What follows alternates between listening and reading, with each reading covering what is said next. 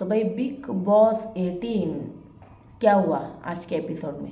कल तो हमें अविनाश और दिग्विजय की हाथापाई देखने को मिली और फिर बीच में ही कर दिया बिग बॉस में। बिग बॉस ऐसा क्यों करते हैं यार, पूरी फाइट भी नहीं दिखाते और फिर बीच में कट कर देते और कल का दिखा देते हो। ओके, फर्स्ट हमें चलो आज के दिन तो ही सही, तो फर्स्ट फाइट देखने को मिली अविनाश और दिग्विजय की। जो मतलब दिग्विजय शो की रिस्पेक्ट नहीं करता ऐसा बोलना है, वरना वहाँ दिग्विजय शो की दिग्विजय ने कहा, ये दिग्विजय की वर्डिंग थी अविनाश के लिए कि भाई मैं शो की रिस्पेक्ट करता हूँ, वरना मैं तुझे यही फाड़ देता, मैं तुझे छोड़ता नहीं। ऐसा उनका चल रहा था झगड़े में।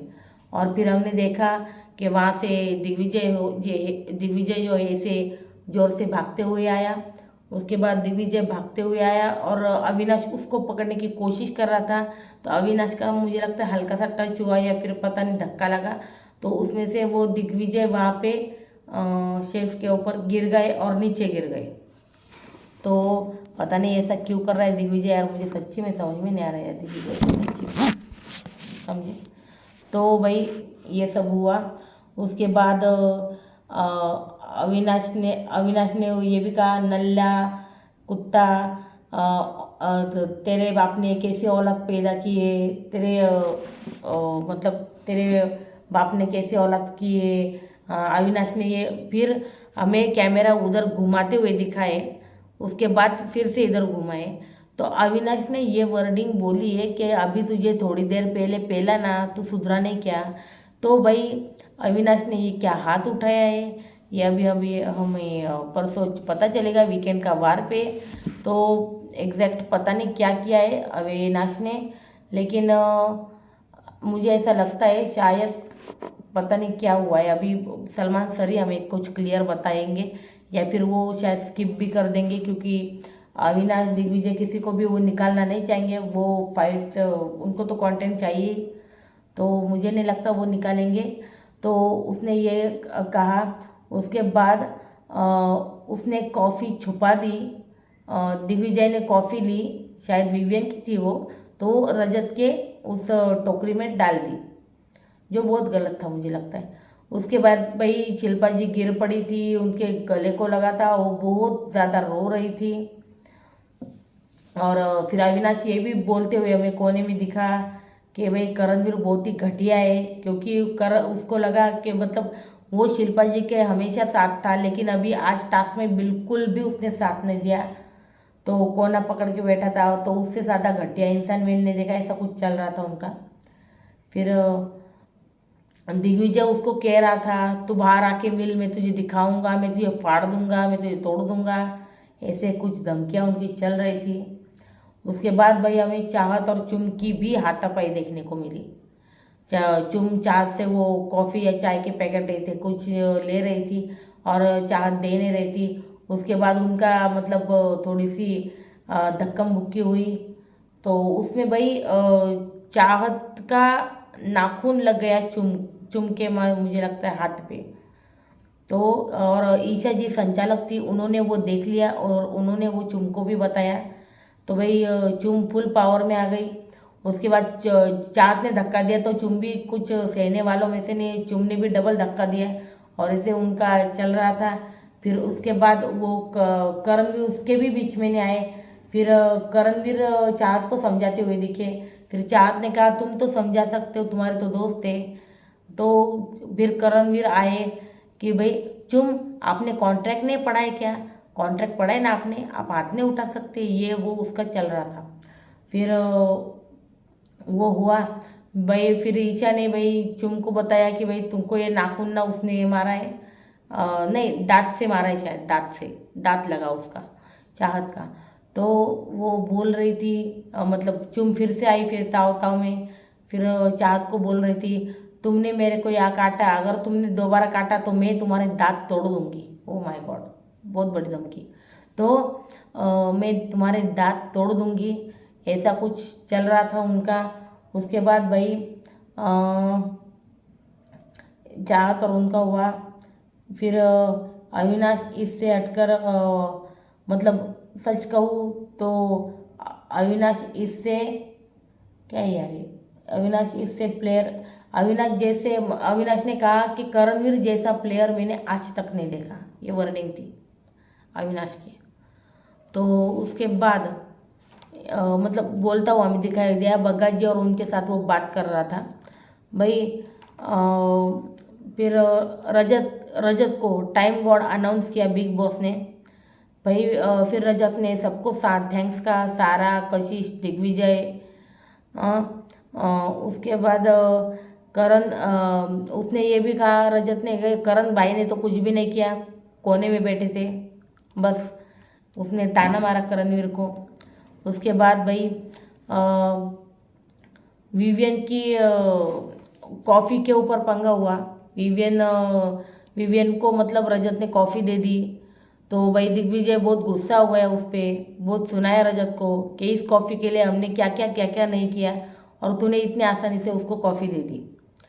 फिर विवियन ने इतना मग भर के कॉफ़ी बनाई, तो भाई अपनी चाहत मैडम चली गई कि मुझे भी कॉफ़ी दे दो। भाई देखो विवियन ना कैसा भी हो दिल का बहुत अच्छा बंदा है ये।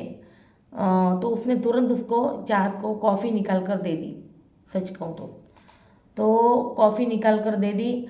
और उसके बाद भी चाहत पीछे पीछे घूम, मुझे चाहत का समझ में नहीं आ रहा क्यों विवियन के वो पीछे पीछे इतना घूमती रहती सच्ची में। तो फिर भी पीछे पीछे आई। फिर विवियन अविनाश और उनसे डिस्कशन कर रहा था।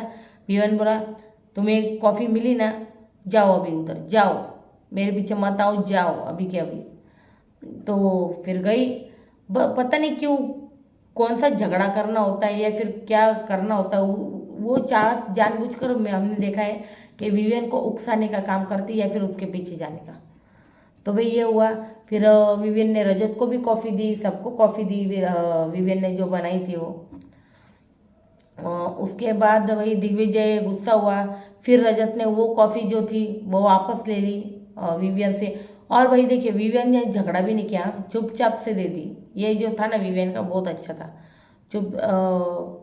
चुपचाप से दे दी। फिर भाई शिल्पा जी और करणवीर का हमको थोड़ा क्रॉस नज़र आया। उसके बाद भाई मतलब चुम जो है वो करणवीर को हमें समझाते हुए पाई गई। चुम अगर हमने देखा हो तो चुम समझा रही थी करणवीर को कि तुम जब कहते हो कि दोस्त है और जब तुम टाइम पे मतलब काम नहीं पड़ते हो ना, तब वो जो होता है ना ट्रस्ट वो निकल जाता है, वो रहता नहीं। और ऊपर से शिल्पा जी के साथ मतलब जब वहाँ पे करणवीर बैठा था तो चुम ने अविनाश की बहुत तारीफ की। उसने कहा अविनाश ने आपके लिए बहुत झगड़ा है, अविनाश ने आपको टाइम गॉड बनाने के इतने एफर्ट्स लिए हैं, इतनी मेहनत। भाई ये सुनकर करणवीर को जो मिर्ची लग रही थी ना, बाय गॉड उसका मुंह देखने लायक था सच्ची में। और ऊपर से चुम ने ये भी कहा है कि अभी मैं ग्रुप में नहीं खेलूँगी, मतलब तुम तीनों के साथ ही नहीं रहूँगी, मैं सबके साथ खेलूँगी, मैं अब अपना गेम खुल कर खेलूँगी। जिसके ऊपर भाई करणवीर को बड़ा गुस्सा आया, मतलब अंदर ही अंदर वो क्या दिखाता है, कुछ नहीं दिखा रहा था वो, अंदर ही अंदर क्या बोल पाता बेचारा, कुछ नहीं बोला। फिर भाई ये सब चुम ने कहा उसको, मतलब अविनाश की तारीफ हुई, उसको तो मिर्ची लगनी थी।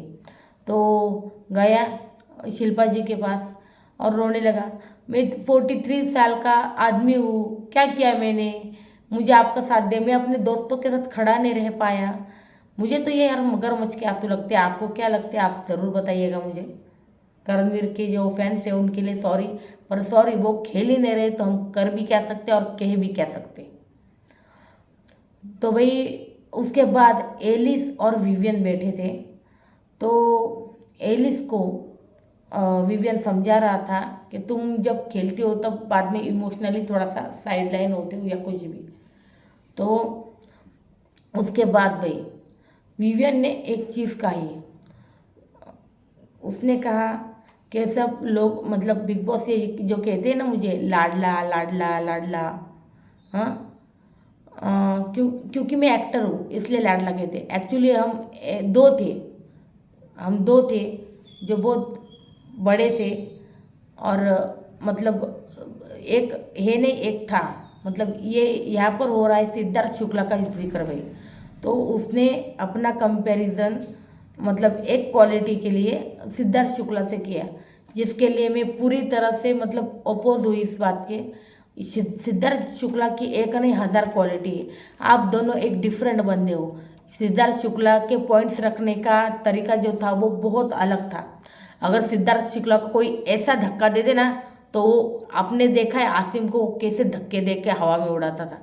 तो बस वही वही उसका गेम था, टिट फॉर टैट, उसके ऊपर कोई आना नहीं चाहिए। और मतलब वो दोस्ती भी निभाता था, डंके की चोट पे थी, दुश्मनी भी उसने आसिम के साथ डंके की चोट पे की। भाई मतलब सीज़न 2 तेरा था ना, वो आइकॉनिक था हर उस चीज़ की वजह से, क्या क्योंकि हर एक बंदा अलग था। सिद्धार्थ शुक्ला वॉज किंग, उसका तो कुछ मतलब बात ही नहीं है। सिद्धार्थ शुक्ला से वो इतनी मतलब अलग पर्सनैलिटी ना, उसके बारे में मैं क्या ही कहूँ। बहुत चीज़ें सिखा गया सिद्धार्थ शुक्ला सबको। बहुत मेरा सबसे पसंदीदा मतलब आज तक का कोई कंटेस्टेंट है टिल डेट तो वो सिद्धार्थ शुक्ला ही है, क्योंकि बहुत ही कमाल का बंदा था। सच में he is the big boss king for me. और रही विवियन की बात, तो विवियन उसके साथ कंपैरिजन कर रहा है, लेकिन सच्ची में एक आध क्वालिटी तो किसी ना किसी की मिली जाती है। ठीक है, एक आध क्वालिटी मिलती होंगी, आई अग्री, पर हर एक क्वालिटी के साथ कंपैरिजन आप नहीं कर सकते।